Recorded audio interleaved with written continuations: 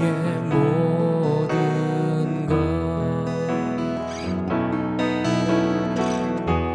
쓰러진 나를 세우고 나의 빈잔을 채우네 주 나의 모든 것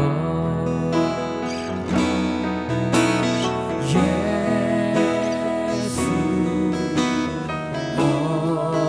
어린 양 정의한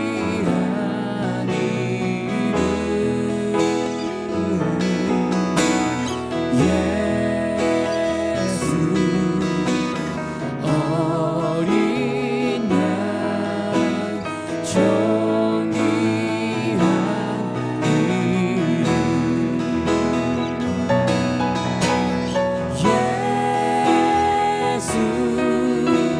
어린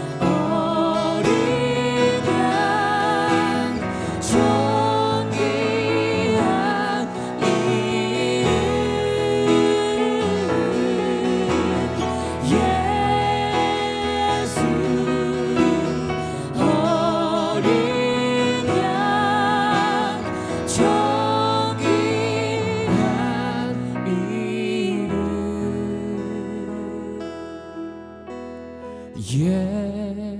예수 어린 양 정의한 이름 예수 어린 양 존귀한 이름 예수 어린 양 존귀한 이름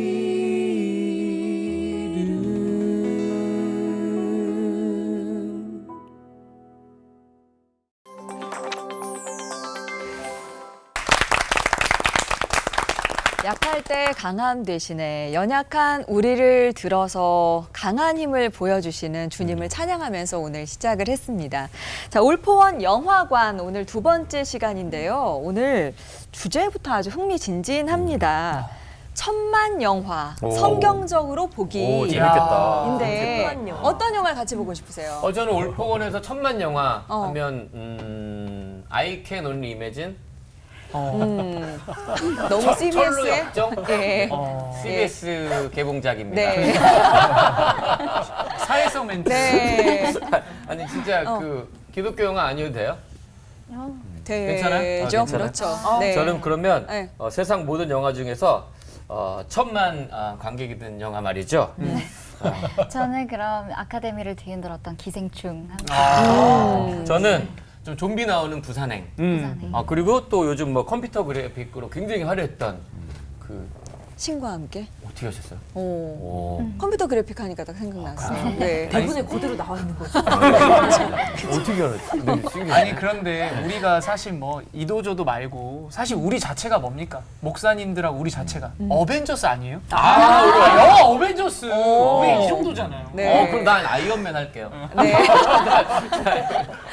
저는 맞으시네. 영화 하면은 뭐니 뭐니 해도 로코, 슬코, 봄코. 뭐야, 그게? 뭐야? 로맨틱 코미디, 슬랩스틱 코미디, 아. 봉준호식 코미디. 요거는 봐야 좀 영화 좀 봤다 이런 거 아닙니까?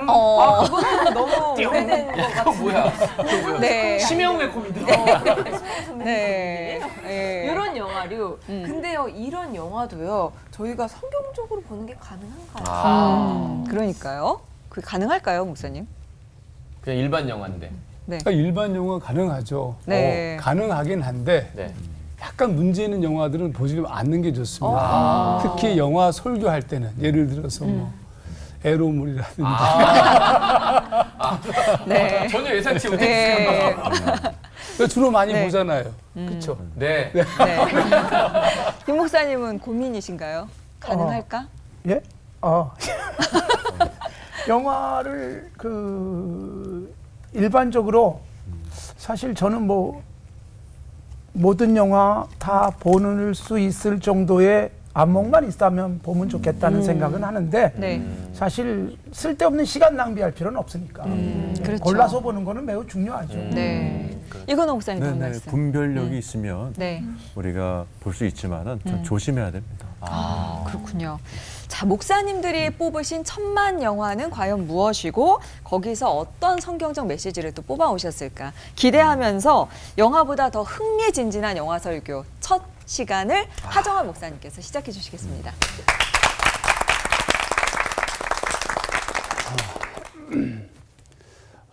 천만 영화. 아까 살짝 언급하셨지만 신과 함께 뭐 그 외에도 굉장히 많지만 좀 얘기를 할까 합니다. 사실 천만 영화라는 것은 굉장히 위험하다는 뜻이기도 하고 이미 세상이 영화 극장에서 1000만 명이에요. 그러면 뭐 이미 다른 매체를 통해서 본 거 같으면 전국이 다 봤다고 봐야 돼요. 그래서 이게 영화가 위험한 이유가 영화를 계속 보다 보면 심지어 예전에 어떤 한 영화는 청소년들이 그 영화를 보고 살인 교과서라고 사람을 찌르는 칼로 자세히 가르쳐요. 뿐만 아니라 싸우는 법, 싸우는 기술, 또 뭐 사랑, 쉽게 말하자면 이성 이렇게 유혹하는 법. 전부 다 영화에서 다 배워요. 굉장히 위험하죠. 그러니까 영화 자체가 그런데 우리가 보지 말라. 1000만인데. 그럼 너무 무책임한 거잖아요. 아니 보지 말라고 했는데 이미 다 보고 영향 받았는데 그럼 목사님 뭐라고 하시겠어요? 그냥 보지 마. 그렇게 하면 안 돼요. 그러니까 이제 뭘 얘기해야죠. 오늘 신과 함께로 좀 얘기 좀 해보겠습니다. 신과 함께 중에 첫 번째가 죄와 벌입니다. 이게 비기독교적 영화고 우리가 알기로는 불교적 세계관을 가진 영화다. 웹툰 신과 함께 저승편을 영화화한 겁니다. 몇만이 들었냐 하면 1400만이 들었습니다. 상상할 수 없을 만큼 많습니다.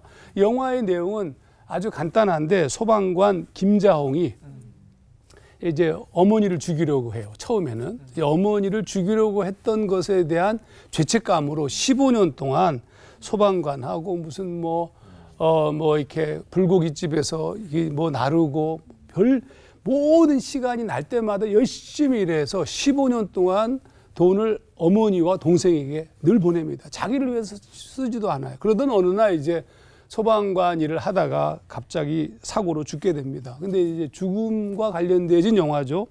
근데 이 영화 속에서는 뭐 지장보살 전승이라든지 무속신앙에 나오는 바리공주 얘기라든지 또 49제, 또 환생 이런 모든 것들이 섞여져 있는 영화예요. 그러니까 이 영화를 그냥 넉넉히 보면 안 되죠. 사실 영화를 설명하면 제일 기분이 나쁘지만 그 영화 보려고 그러면 말하지 마 그러잖아요. 뭘 얘기하려고 하면. 근데 우리는 다 말해줘야 돼요. 왜냐하면 그게 중요하거든요. 근데 이 영화 속에 숨겨져 있는 핵심 코드는 죄에 대한 책임입니다. 그러니까 김차홍이 이제 죽어서 가잖아요. 근데 들어오는데 난리 났어. 그 세상이 저 세상이 그냥 기가 막힌 귀인이 온다고. 근데 의인이 온다고. 근데 이 의인이 422년 만에 등장하는 의인이에요. 자, 422년, 15년 동안 공덕을 쌓았어요. 근데 이게 정확한 메시지를 우리에게 주고 있죠. 뭐냐면 우리가 말하는 거 아무리 인간이 노력해도 죄에서 벗어날 길이 없다. 그거는 뭐 성경적 메시지 아닌가요? 로마서 3장 10절 의인은 없나니 하나도 없고 정확하죠. 의인은 없나니 하나도 없다. 이 말씀이 영화 속에 그냥 들어가 있잖아요. 아니 그렇게 애썼는데 422년 만에 등장이야. 그럼 다른 사람들은 이건 뭐 말할 것도 없습니다. 또 중요한 것은 그 영화 속에서 우리가 같이 동의할 수 있는 것이 심판에 대한 얘기죠. 죽은 다음에 요한계시록 말씀을 따라서 보좌 앞에 섰는데 책들이 펴 있는데 생명책이라 죽은 자들이 자기 행위를 따라 책들에 기록된 대로 심판을 받으니 이것도 같은 얘기예요. 근데 이제 문제는 뭐냐면 이 영화가 담고 있는 현실은 어떤 거냐면 고통스러운 현실이에요. 15년 내내 고통스럽게 살았어요. 쉬지도 않고. 그래서 불교 용어로 얘기하면 고해, 쓸고자의 바다에 쓴 바다를 사는 삶이 우리의 삶이야. 존재의 비애야. 그러니까 최고의 인간이 그들이 할 수 있는 최고의 삶이 뭐냐면 인간이 할 수 있는 최고의 삶이 자기 죄에 대한 책임을 가지고 살아가는 겁니다. 그러니까 이 영화가 우리가 보면서 매우 알 수 있는 한 가지 사실은 정직한 구도적 종교에 있어서 구원은 불가능한 거예요. 우리가 구원에 이를 수 없다는 거예요. 영화는 정확하게 그 메시지를 던져줘요. 그러니까 그 영화를 보면서 우리가 얘기해 줘야 되는 거예요. 야, 아무리 노력해도 구원에 이를 수 없다. 죄에서 벗어날 길은 없다. 그때 그리스도 사건이 중요하죠. 바울이 로마서 3장 23절 4절 중요한 말씀 하셨잖아요. 모든 사람이 죄를 범하였음에 하나님의 영광에 이르지 못하더니 그리스도 예수 안에서 속량으로 말미암아 하나님의 은혜로 값없이 의롭다 하심을 얻은 자 되었느니라. 그러니까 우리가 본래적인 의인이 아니라 그분이 대신 죄를 지심으로 우리가 의롭다함을 얻은 거예요. 이걸 뭐라고 부르냐면 칭의적 구원이에요. 그러니까 우리가 무슨 뭐 행위적으로 하면 420년 지나도 15년 동안 공덕을 쌓아도 구원에 이를 수가 없는 게 인간의 현실이라는 거죠. 근데 이게 그 영화가 얘기하고 있는데 우리도 거기서 벗어날 수가 없어요. 그게 전제잖아요. 우리가 구원받은 것은 기가 막히게 칭의적 구원이에요. 자, 그러면 제가 이 영화로 설교하면서 무슨 말을 했느냐 하면 칭의에 대한 책임이라는 말씀을 꺼냈습니다. 우리가 아무리 노력해도 구원에 이를 수 없는 죄의 업보를 짊어지고 살아가야 되는 그런 인간인데 그리스도 예수께서 우리를 위해서 죽으심으로 우리의 모든 죄를 사셨다면 그리고 우리가 그런 칭의로 인한 믿음으로 칭의에 이른 존재로 구원에 이르렀다면 그럼 이제 하나님의 은혜를 받은 자로서 자유롭게 이제는 그 뜻을 쫓아 살아가는 것이 옳지 않느냐. 사실 그 영화는 우리에게 굉장히 큰 복음이잖아요. 왜? 우리의 죄가 얼마나 엄중하다는 것을 보여줬는데 그리스도 구원의 사건을 입은 우리가 자유롭게. 저는 굉장히 행복해요. 왜냐하면 이제 제가 깨닫고 난 후부터 주님을 위해서 전심을 다해요. 와, 살 수 있다는 게 너무 행복한 거죠. 이야, 얼마나 좋아요. 그렇죠? 주를 위해 살 수 있다는 게 얼마나 좋은데 아니 왜 아멘을 안 해요? 했어요. 사람이네. 우리 마지막 날까지 전심을 다해요. 이 아름다운 축복을 누리며 사는 우리 모두가 되기를 축원합니다. 기도하겠습니다. 하나님, 아무리 노력해도 구원에 이를 수 없다는 메시지를 그 영화가 얘기하고 있는데 하나님, 우리는 그리스도 예수의 은혜로 값없이 의롭다함을 얻은 존재입니다. 잊지 않게 하옵시고 칭의의 책임으로 이 땅 위에서 온전한 삶을 살도록 인도하여 주시옵소서. 아멘. 예수님 이름으로 기도하옵나이다. 아멘. 아멘. 아멘.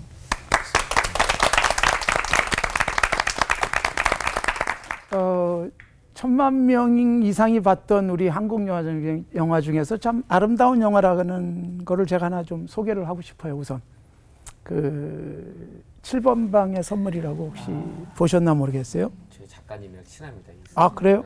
예. 그 이용구라는 딸을 사랑하는 지적 장애를 갖고 있는 사람이 억울하게 감옥에 들어가는 이야기입니다. 실화예요. 제가 지난 시간에 소개했던 밀양도 실화를 바탕으로 해서 만들어진 영화고 또 이것도 실화가 배경이 된 영화거든요. 여기서 보면 이용구는 억울하게 그 참 감옥에 들어가요. 그리고 사형 선고를 받고 사형 집행도 당합니다. 네. 딸을 사랑해서 세일러문 가방을 사주고 싶은 아빠의 그 참 정말 착하고 순진하고 바보스러운 사랑.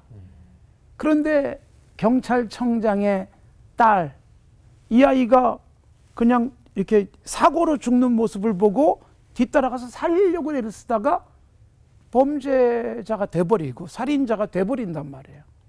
그래서 감옥에 들어와요. 근데 감옥에 들어와가지고 뭐 그 지적장애를 가지니까 감옥 안에서 얼마나 또 따돌림 당하고 힘들겠어요. 그런데 반전이 일어나죠. 방장, 7번 방의 방장이 사고로 그럴 때 살리고 거기다가 또 뭐 어떤 죄수가 불질른 사건에서 경비과장을 살리고 이래서 이제 사람들이 굉장히 우호적으로 그 사람을 도와주는 그런 따뜻한 이야기가 감옥 안에서는 이루어지죠. 그리고 딸 예승이가 너무 보고 싶은데 그 소원이 딸을 보고 싶은 거예요. 그 딸을 예승이를 감옥 안에 데리고 들어오는 사실 이건 뭐 현실적으로 불가능한 판타스틱 이 코미디 영화로 그렇게 보고 있는 거예요. 그 안에서 되어지는 이야기들을 보면 너무 아름다워요. 이게 감옥일까? 그러니까 7번 방이라는 7의 숫자가 어떤 의미가 있는지 모르겠지만 그러나 그런 걸 저는 찾아내요. 너무 아름다운 죄수들의 이야기. 온갖 잡범들이에요. 그리고 억울하게 죄를 뒤집어 쓰고 들어온 이 용구 씨. 이들은 따뜻하고 아름다워요.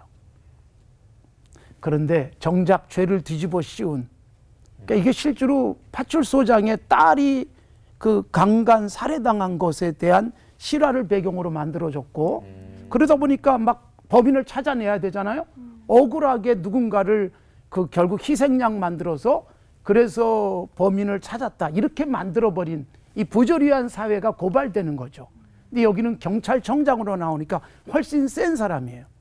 결국 감옥 안에서 이 착한 이용구 씨는 여러 사람의 도움을 받고 그래서 재심 청원이 받아들여지고 그래서 사형을 면하는, 사실 무죄가 될 만한 그런 상황이 됐는데 경찰청장이 회유를 하죠. 협박을 하죠. 그래서 결국 법정에서 자기 죄라는 걸 시인하고 죽습니다. 저는 이 모습을 보면서 무슨 생각을 했는가 하면, 감옥 안에 갇혀있는 죄수라는 사람들은 착하디 착하고 따뜻하고, 감옥 밖에 있는 희민도 있고 정직하지 않고 누군가를 희생양 삼아서라도 자기가 원하는 걸 이루고자 하는 이 바깥 세상의 모습이 굉장히 대조적으로 보이는 거예요. 예. 우리가 감옥에 갇혔다고 해서 다 죄인인가? 감옥 밖에 있다고 해서 다 뭐 의로운 사람인가? 사실 이 구분이 우리들에게 모호해질 수 있고 이게 명확하지 않을 수 있습니다. 예. 그래서 저는 이런 영화를 보면서 무슨 생각을 하는가 하면, 힘 있고 또 뭐 모든 것이 잘 나가는 사람이라고 해서 우리가 너무 부러워하지 말자. 때로는 손가락질 받고 그러는 사람 속에도 정말 따뜻하고 아름다운 사람들이 있기 마련이다. 너무 선입관 갖지 말자, 그런 생각을 합니다. 결국 이 예승이는 잘 자라서 아빠의 무죄를 밝혀내는 변호사가 되지요. 그래서 마지막 해피엔딩, 그러니까 영화 전체에서 따뜻한 이야기들이 흐르다가 마지막은 해피엔딩이 되는, 죽었지만 아빠를 살리지 못하지만 아빠는 그렇게 살아나는 거지요. 이런 메시지가 들어있는 영화를 보면서 다른 천만 영화들과 비교가 되는 거예요. 아주 많은 영화를 보긴 봤는데, 많은 사람은 봤는데, 그러나 정말 우리 인생에 도움도 안 되고 또 우리 사회의 흐름도 바르게 잡아가는데 도움이 안 되는 영화도 있다. 그래서 우리의 삶도 영화 같은 삶을 살지만 이왕이면 조금 좀 누추하게 보여도 아름다운 삶만큼은 살아가야 되지 않겠냐. 갇힌 자 같지만 진정한 자유자의 삶, 이게 우리에게 정말 필요한 게 아닌가. 모든 사람이 다 간다고 해서 좋은 길은 아니다. 이런 교훈도 우리에게 주십니다. 하나님 아버지 고맙습니다. 우리에게 바른 길 깨닫게 하시고 많은 사람이 가는 길보다는 주님처럼 외로워도 바른 길 가는 건강한 하나님의 사람들 되게 하옵소서. 아멘. 예수님의 이름으로 기도드리옵나이다. 아멘. 아멘.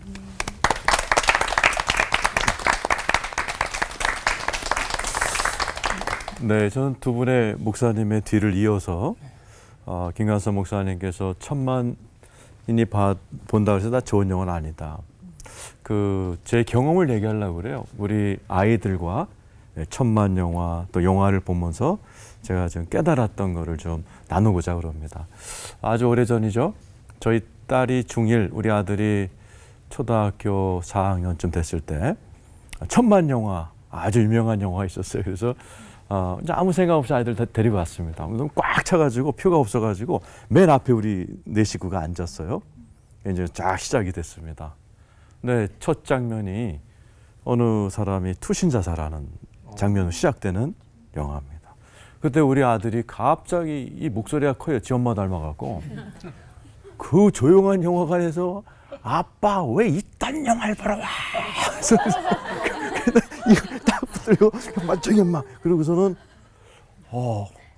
내가 왜 이거였지? 이 생각이 너무 재미있는 영화고 유명한 영화고 그러지만은 제가 아무 생각 없이 봤거든요. 아무 생각 없이 이런 방송을 듣지도 않고 아무 생각 없이 그냥 다 간다니까 재밌다니까 갔는데 오히려 우리 아이에게는 힘들었던 모양이에요.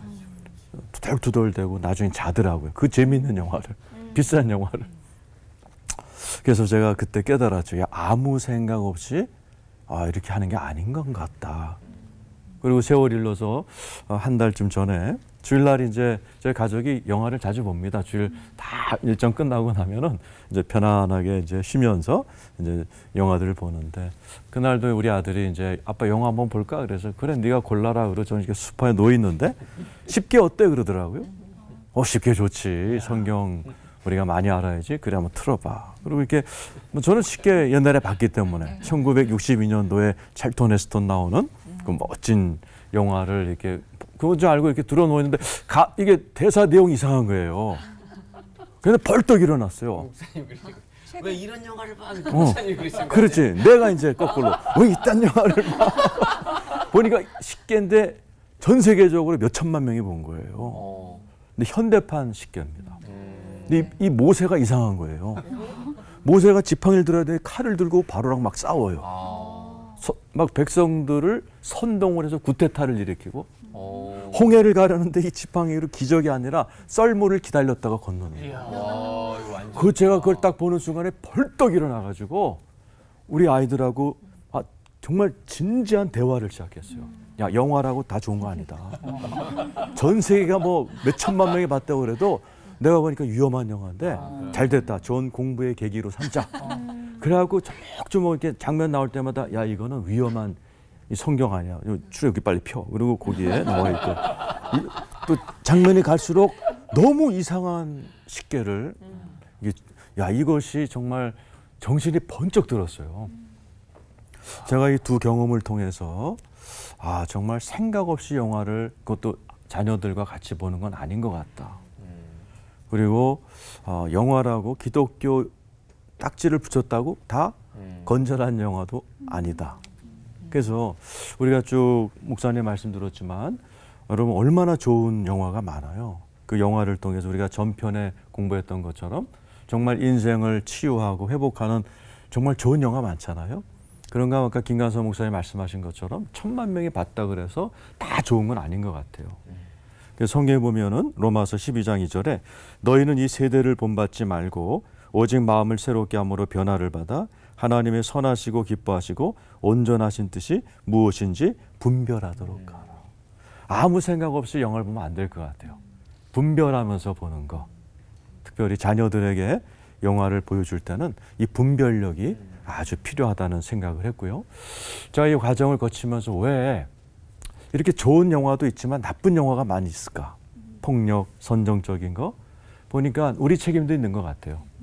우리 많은 기독교인들이 연예계, 방송계, 특별히 영화계는 이게 좀 편견을 가지고 내놓다시피 해서 많은 영화계가 또 많은 연예계가 이게 하나님의 백성들이 주도하지 못하고 아까 얘기하신 그런 좋은 영화들을 만들어서 사람들을 아름답게 치유하고 변화시키는 그런 것보다는 이렇게 폭력적이고 악한 영화들이 오히려 더 많이 생산되지 않았나. 이건 기독교인들의 책임인 것 같아요. 그 초대교회 때는 영화관이 없었잖아요. 그래서 초대교인들 또 이런 유럽에 있는 분들이 영화 대신에 봤던 것이 원형 경기장에서의 그런 서커스라든지 이런 겁니다. 원형 경기장이 이름이 서커스 막시무스예요. 그래서 서커스란 말이 나온 거죠. 여러분이 알다시피 이제 원형 경기장에서 검투사들 사람이 사람을 죽일 때까지 싸우는 글래디에이터 같은 영화 그 배경이잖아요. 그거 악한 문화잖아요. 그걸 그 당시 사람들 영화 대신에 그걸 보고 즐겼는데 그게 어떻게 없어졌느냐? 초대 교인들이 목소리를 낸 겁니다. 목숨을 걸고 황제에게 이런 검투사 문화는 없애달라. 그래서 이제 목이 날아간 사람도 있지만은 그 목소리가 커졌기 때문에 어느샌가 원형 경기장에서 검투사 제도가 사라져버리고 그렇기 때문에 기독교인들은 분별해야 되고 목소리 높여 기도해야 되고 또 우리들이 방송, 연예, 영화계를 위해서 기도하면서 정말 아름다운 하나님의 성령에 사로잡힌 PD들이 또 감독들이 그런 작가들이 만든 아름다운 영화를 많이 생산해서 우리 다음 세대들이 그 영화를 통해서 하나님을 만나게 하는 그런 일을 우리가 해야 될 줄로 믿습니다. 기도하겠습니다. 하나님 아버지, 저희들에게 분별력을 허락하여 주셔서 좋은 영화, 악한 영화를 분별할 수 있게 하여 주시옵시고 또 하나님, 저희들이 이 영화계를 위해서 깨어 기도함으로 인해서 하나님의 사람들에 의해 아름다운 작품들이 많이 생산될 수 있도록 하나님, 저희들에게 힘을 더하여 주시옵소서. 예수님의 이름으로 기도드리옵나이다.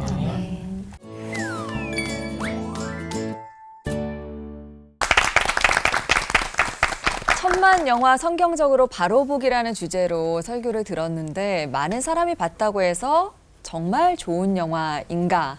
분별력을 가지고 우리가 봐야겠구나라는 생각이 들었는데요. 목사님들이 던져주신 문제의식이 영화보다 정말 더 흥미진진하게 우리를 흔드는 것 같습니다. 천만 영화 설교 어떻게 들으셨어요? 사실 영화라는 게 선과 악, 또 기쁨, 슬픔, 뭐 폭력, 선정성, 극과 극 모든 게 다 들어있잖아요. 그러니까 사실 기독교인으로서 또 어떤 기독교 영화나 가치 있는 영화만 골라서 이렇게 막 보는 게 맞는 건지 그런 생각도 들고 막 갈등이 돼요. 좋은 영화를 어떻게 골라봐야 될까요? 그러니까 이미 1000만 명이 봤다는 것은 이 시대 정치인이라는 뜻이기도 해요. 그러면 문화 사역하는 사람이 시대의 정치인을 모르고 노래한다? 그건 좀 문제가 있죠. 진짜 되게 문제가 있네요. 네. 그러니까 그렇지만 이제 안 보는 사람들에게만 노래하면 괜찮아요. 근데 좀 표현이 좀 이상하지만 삶의 방식이기 때문에 이 시대의 시대 정신을 담고 있는데 골라서 봐야 되면 좋죠. 기독교 영화만 보면 좋고 칠반방의 선물만 보면 좋죠. 근데 그게 아니고 안 보면 대화가 안 되는데 기생충을 안 보면 그럼 안 보고 할 수 있어요. 근데 대화가 안 돼요, 사실은. 또 중요한 것은 우리 리더십들을 갖고 있는 사람들은 반드시 봐야 돼요. 그래야 세상을 이해하잖아요. 그리고 뿐만 아니라 내가 좋은 것만 보는 것이 아니라 좋지 않은 것도 봐서 설명해 줘야 돼요. 뭐가 안 좋은지를 또 알아야 되니까요. 그게 세뇌당하고 거기에 완전히 중독되고 있는데 야, 내가 보지 말라고 그랬지? 잘 됐다, 야. 그러면 안 되잖아요.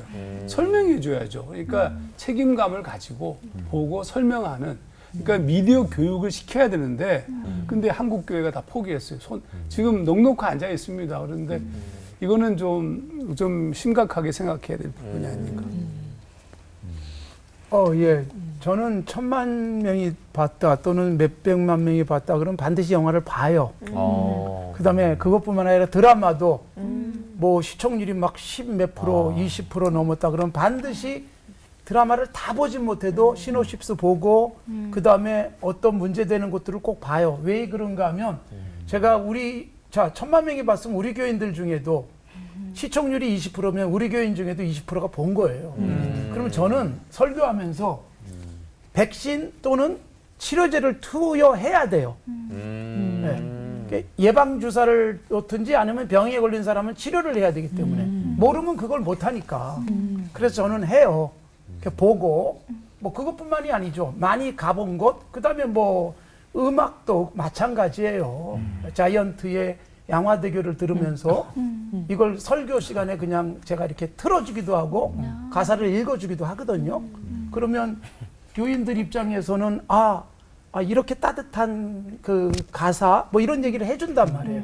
대중음악이나 이런 것들을 소화해 줄 수 있도록 하는 것, 이거는 우리가 해줘야 될 몫이라고 생각하는데 제가 자이언트가 아니라 자이언티입니다. 자이언티. 네. 골리앗 얘기하시죠. 네. 골리앗 얘기했습니다. 일단 사람이 되시라고. 이게 말을 끊어버려가지고. 근데 제가 군대에 있을 때 정훈장교를 했어요.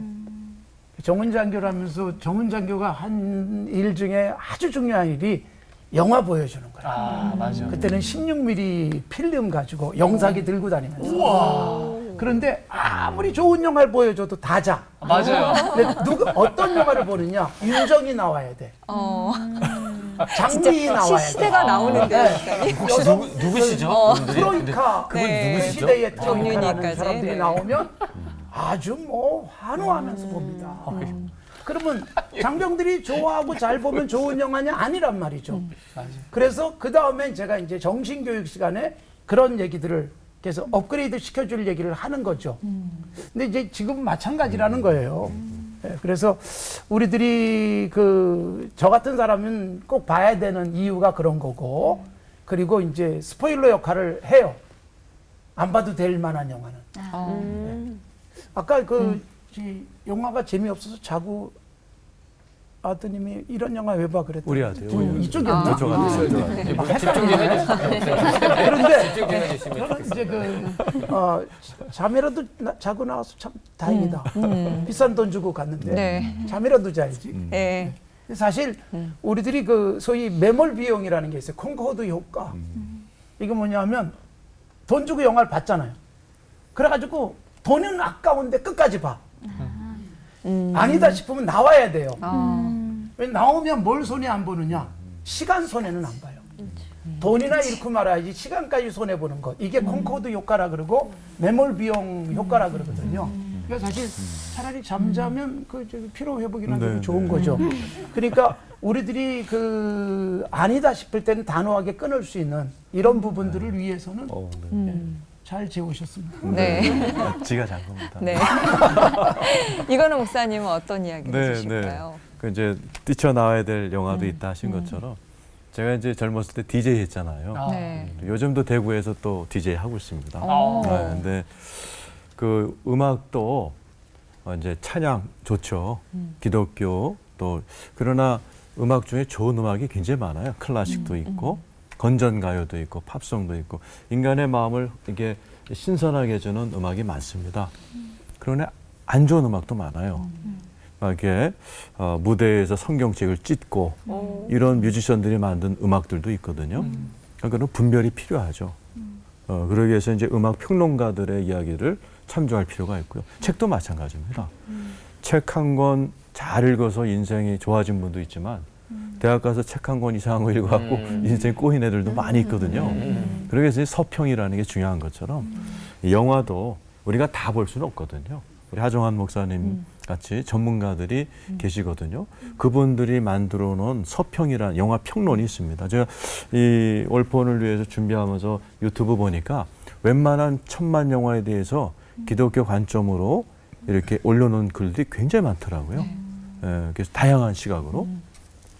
그래서 그런 것들도 참조해 가면서 좀 적극적으로 우리가 공부해 가면서 이렇게 접근해야 될 필요가 있지 않나. 저는 그렇게 생각합니다. 지금 굉장히 중요한 말씀하시는데 적극적인 게 중요해요. 그러니까 수동적으로 그냥 넉놓고 보면 안 되고요. 그러니까 정확하게 내가 봐야 될 영화를 정하고 그것에 대한 미리 소위 리뷰도 좀 읽고 그런 다음에 토론도 하고 이런 식으로 가야 되는데 아무 정신도 없이 그냥 가서 이렇게 넉놓고 보는 것은 그게 제일 위험한 방법이죠. 네, 오늘 여기서 제일 중요한 말씀하신 것 같아요. 네. 이거 보신 분들이 이제부터 옛날 저처럼 생각 없이 애들 데려가서 보지 말고 적극적으로 생각도 하고 토론도 하고 목사님처럼 그 교인들한테도 이렇게 설교해 주시고 이거 보시는 목회자나 부모님들이 오늘 방송 들으시고 적극적으로 하면 좋을 것 같습니다. 네. 그러니까 무조건 보지 마라가 아니라 왜 보지 말아야 하는지를 또 아이들은 많은 영향을 받으니까 오늘 이 시간을 통해서 우리가 함께 이야기를 나눠봤으면 좋겠는데요. 이 대중적인 흥행 영화들을 어떻게 하면 좀 성경적으로 더 볼 수 있을까? 좀 구체적으로 두 분 질문. 그래서 오늘 또 준비했습니다. 천만이 본 영화의 숨은 성경적 메시지를 파헤치기 위한 질문 타임!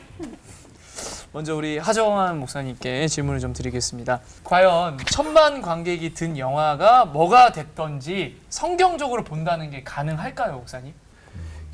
우리가 이제 중요한 것 중에 하나가 영화는 해석해야 돼요. 해석한다는 것은 필터가 생긴다는 뜻이고 필터가 우리 안에 있어야 소화해서 영화를 읽게 되는 거거든요. 이 훈련이 필요합니다. 좀 짧게 얘기해 볼게요. 기생충. 기생충은 영화를 볼 때 여러 가지 관점이 있는데 그것 중에 하나가 심볼이나 어떤 이미지 이런 것들을 중요하게 볼 필요가 있어요. 그럼 기생충, 이 벌레잖아요. 이제 여기서는 봉준호 감독이 냄새를 중요하게 여겼어요. 냄새. 그러니까 지하에 사는 사람들의 냄새예요. 이게. 그러니까 지하에 사는 사람들 냄새가 역겨워요. 그들이 매일 탈취제를 써가지고 자기 냄새를 감춰요. 자기 냄새를 감추지만 그게 드러나요. 조금씩. 나중에 이제 집안 식구들이 전부 어디 여행 갔을 때 그들의 진면목이 드러나잖아요. 뭐 난리를 치잖아요. 근데 이 숨어 있는, 그러니까 나를 지하에 들어가 있다는 것은 소위 쾌쾌한 냄새, 탈취제를 써도 사라지지 않는 냄새. 성경에는 이런 말씀이 있어요. 이 사람에게는 사망으로부터 사망에 이르는 냄새요. 저 사람에게는 생명으로부터 생명에 이르는 냄새라. 고린도후서 말씀을 보게 되면 아무리 감추려고 해도 감춰지지가 않아요. 영화에서 정확하게 그런 자들을 집어넣었어요. 거기다가. 멋있게 보이지만 알고 봤더니 아주 냄새가 나요. 그게. 이게 예레미야하고 비슷해요. 예레미야 선지자가 하나님이 예레미야 보고 뭐라고 얘기하냐면 예루살렘에 찾아다녀서 한 명이라도 의인을 좀 찾아봐라 이렇게. 그럼 멸망시키지 않겠다. 찾아다닙니다. 첫 번째 만난 대상들이 그런 사람들이에요. 좀 쉽게 말하자면 세상에서 비천하고 또 가난하고 힘들고 아무것도 아닌, 근데 그들을 만났는데 그들은 알고 봤더니 너무 무감각한 존재들이에요. 너무 무감각해서 하나님의 징계를 받아들이지도 않고 고집도 세고 비천한데 어리석고 무식하고 고집까지 세요. 그게 영화 속의 반지하 사람들이에요. 자, 그런데 또 다른 냄새가 거기 있어요. 또 다른 냄새는 뭐냐 하면 그 부유한 자들의 냄새예요. 그러니까 어느 날 이렇게 냄새가 막 나는데 그 여자 주인공 조여정 씨가 이 코를 막으면서 하는, 이거 무슨 냄새지? 왜냐하면 그게 아주 비가 내려가지고 막 똥물이 넘쳐서 거기 살던 송강호가 왔는데 냄새가 나는 거거든요. 무슨 냄새지? 그러면서 이런 말을 해요. 그 다음에 화창해졌잖아요. 비가 막 쏟아지고 난 다음에 오늘 하늘 완전 파랗고 미세먼지 완전 제로. 어제 비 왕창 온 덕분에 그 덕분에 캠핑 나가리 가든 파티 콜 전화 위복이지 뭐 이런 얘기를 해요. 그때 이제 송강호가 냄새를 맡아요. 어떤 교만하고 더러운 냄새. 영화의 마지막을 보게 되면 나중에 송강호가 이제 소위 갑자기 칼을 들고 와서 이렇게 찔러 죽이는 장면이 나오죠. 그때 뭐 하냐면요, 냄새를 맡아요. 자기 남자 그 주인공 남자 그 집주인 냄새를 무슨 역겨운 냄새죠. 이게. 그러니까 이게 예레미야가 똑같이 그 다음에는 소위 말하면 나라의 지도자들을 만나요. 소위 서기관을 비롯한 그들을 만나는데 그들 역시 냄새나는 존재예요. 한 명도 못 찾아요. 그러니까 영화는 그와 같은 얘기를 담고 있죠. 그래서 이 기생충을 얘기할 때는 바로 이런 냄새에 대한 초점. 그래서 한번 설교하다 말고 한번 냄새 좀, 옆 사람 냄새 좀 맡아봐. 무슨 냄새가 나? 이렇게. 이게 상당히 상징적 메시지예요. 들으면서 천만 관객이 봤다고 하면 사실 그 시대에 어떤 정서가, 통용되는 정서가 있다라는 건데 우리가 그것을 어떻게 잘 해석할 것인가에 대한 이야기를 나누고 있는 것 같은데요. 영화의 선한 영향력과 공감력에 대해서 참 고민하게 되는 시간인 것 같습니다. 천만 영화 중에서 목사님들께서 또 인생 영화라고 할 수 있는 오래오래 기억되는 영화들이 있으실 것 같은데 왜 좋아하셨었는지, 어떤 메시지를 얻으셨는지 말씀해 주셨으면 좋겠습니다. 네, 제가 먼저 얘기하겠습니다. 지금 천만 영화는 아닌데 과거로 보자면 천만 영화 같아요. 저는 제 인생 영화는 미워도 다시 한 번입니다. 1968년 영화인데, 제가 쉽게 코바디스, 죽은 신의 사회, 아마데우스, 레미제라블, 두교황, 사운드 오브 뮤직, 어바웃 타임, 너무너무 좋은 영화들이 너무 좋아요. 근데 제게 있어서는 미워도 다시 한 번이 최고의 영화예요. 권사님. 제가 이제 외할머니하고 같이, 우리 아버지 어머니가 별거 하시니까 외할머니하고 어렸을 때부터 살다가 초등학교 2학년 때 외할머니가 돌아가셨어요. 그래서 이제 어쩔 수 없이 어머니하고 살게 되는데 어머니가 병원에서 보조 간호 일을 하고 계셨어요. 근데 그때가 초등학교 2학년 때. 근데 68년은 제가 초등학교 3학년 때. 초등학교 2학년 때 어머니를 만났는데 제가 어머니를 어머니라고 안 부르는 거죠. 너무 오래 떨어져 있어서. 그래서 이제 어머니는 가장 속상했어요. 내가 잘못해서 막 회초리를 때리는데도 어머니 잘못했어요를 말을 안 하는 거예요. 나는 어머니를 신뢰할 수 없는 거지. 초등학교 3학년 때 어머님이 영화 보러 가는데 저를 데리고 갔어요. 미워도 다시 한번. 근데 그 영화가 기가 막힌 영화예요. 이 영화가 정말 눈물 쏙 빼죠. 영화인데 서로 이렇게 어떤 한 올라와가지고 자취생활 하는데 가난해. 근데 이제 한 여자가, 한 자매가 일하면서 그 사람을 뒷바라지하고 그래서 두 사람 사이에 아이가 낳는 거예요. 아이가 낳았는데 이제 나중에 성공하게 되니까 여자 버리고 이제 남자는 부잣집 사장 딸하고 결혼하고 잘 사는데 거기에 아이가 없는 거예요, 마치. 그래서 나중에 이제 아이를 찾다 이제 이 아이를 찾은 거죠. 엄마는 이 아이를 아빠한테 보내기로 결정해요. 이유가 뭐 그 당시에는 호적 문제가 호주가 남자만 될 수 있어요. 그러니까 나하고 있으면 애가 제대로 공부도 못할 테니까 아빠한테 갔어요. 그랬더니 아이의 로망, 2층 집, 중간 다락방 같은 집이, 그 다음에 옛날 집 있잖아요, 그거. 그런 프랑스형 주택이죠. 그리고 방에 갔더니 침대에 뭐 그냥 장난감. 너무 좋은 거야. 엄마가 그 모습 보면서 행복하지만 씁쓸하죠. 너 이제 아빠하고 살아야 돼. 그러면서 이제 나오는데 애가 쫓아오는 거죠. 엄마 가지 말라고. 다 필요 없다. 다 필요 없다. 나 엄마만 있으면 돼. 꼭 그때 비가 와요. 또. 비인지 눈물인지. 엄마가 나 너 싫다고. 너 아빠하고 살라고. 매몰차게 딱 돌아서서 가요. 그 돌아선 엄마를 보는데 엄마가 골목길을 딱 돌자마자 펑펑 우는 거죠. 그게 이제 소위 상담 용어로 말하면 더블 랭귀지예요. 그러니까 숨겨진 언어가 있어. 나 너 싫다라는 강한 부정은 강한 긍정이죠. 제가 그 영화를 보면서 뭘 느꼈냐면 어머니를 경험한 거죠. 어머니. 우리 어머니 나 때문에 네 아버지 때문에 속상하고부터 시작해서 수없이 많은 얘기를 하는 우리 어머니. 나를 미워해서 나를 버리고 그렇게 살았었던 거야? 라고 하던 모든 메시지가 영화를 보는 순간 다 풀린 거죠. 엄마는 나를 진짜 사랑하나 보다. 그래서 내가 그 이후부터 어느 시점에 어머니를 어머니라고 불렀어요. 진짜 인생 영화시네요. 인생 영화입니다. 네. 미워도 다시. 우리만 감동이고 전혀 뭐 영화를 잘 모르는 뭔가 네, 서브 텍스트를 찾았어요. 네. 김 목사님. 저요? 네. 그 천만 영화에서는 아까 제가 뭐 그 설교하면서 이제 그 7번 방의 선물을 이야기했고 사실 천만 영화 중에서 가슴에 확 오는 건 없어요. 네. 제가 굳이 얘기를 한다면 그린북. 어유. 그건 혹시 북이라고 책. 네. 전 봤습니다. 보셨죠? 네. 녹색 책. 너무 감동돼요. 그림. 네. 사람이십니다. 네. 네. 이제 되셨네요. 네. 예. 돈 셜리라는 그 피아니스트, 흑인 피아니스트의 남부 여행, 흑인 차별이 있을 때 재밌겠다 이거. 그린북이 뭔지 아세요? 봤어요. 그 흑인 여행 가이드북. 그렇죠. 네. 흑인들이 들어갈 수 있는 호텔 여관, 또 식당이 진짜. 안내되어져 있습니다. 흑인 차별 시대에 그 시대. 그때 도전을 하는 거죠. 뉴욕에 살던 돈 셜리가 북부에서는 뭐 최고의 음악가로 각광을 받지만 남부는 뭐 흑인 차별이 워낙 심할 때니까 그런데 도전하는 거예요.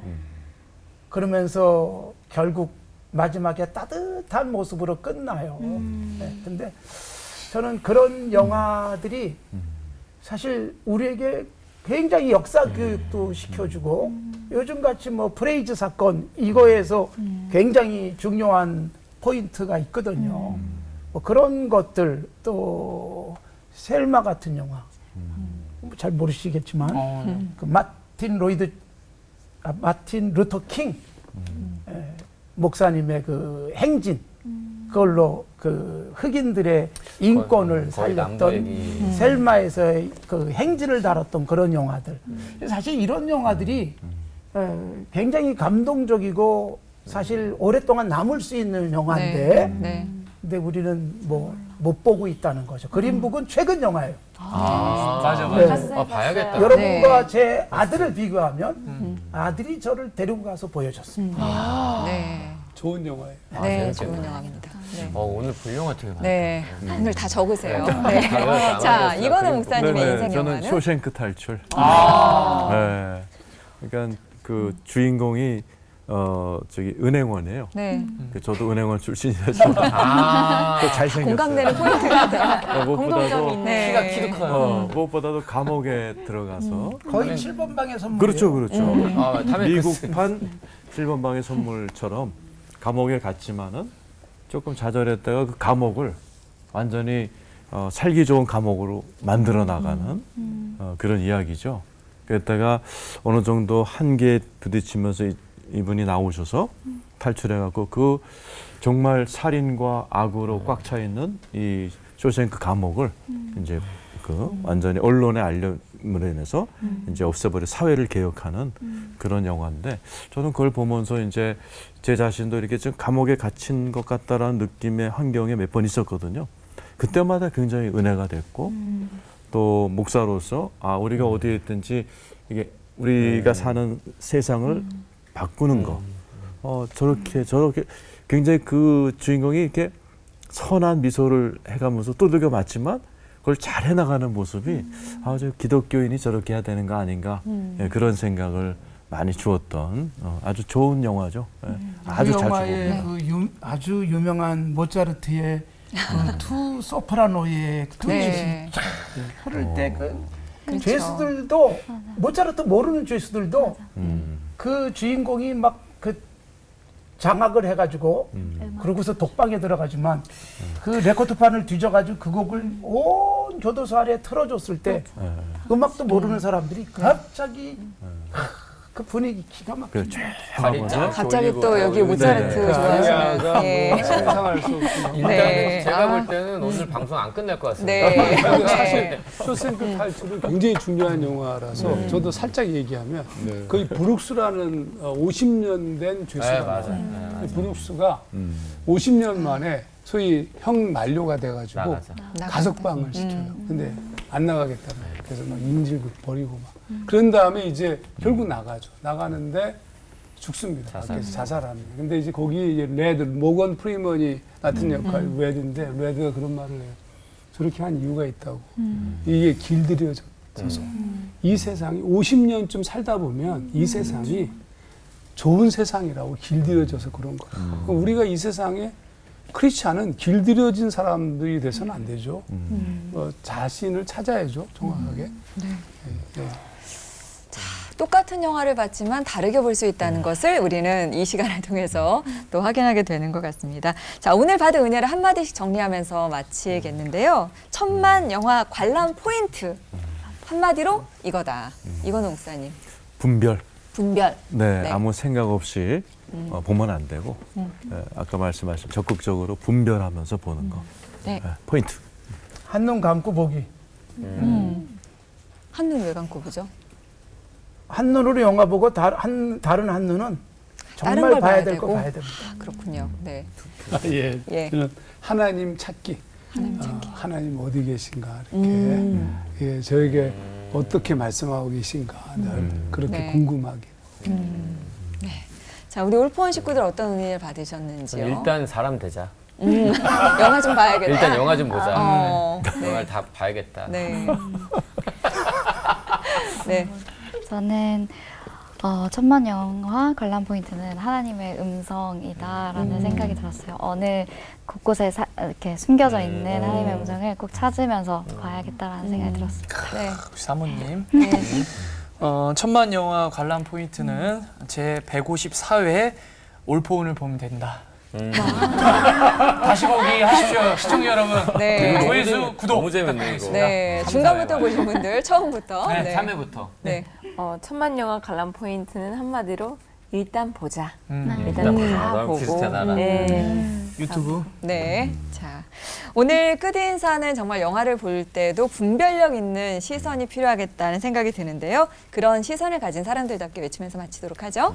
천만 영화도 천상의 시각으로 관람하며 하나 되는 시간. 올포원!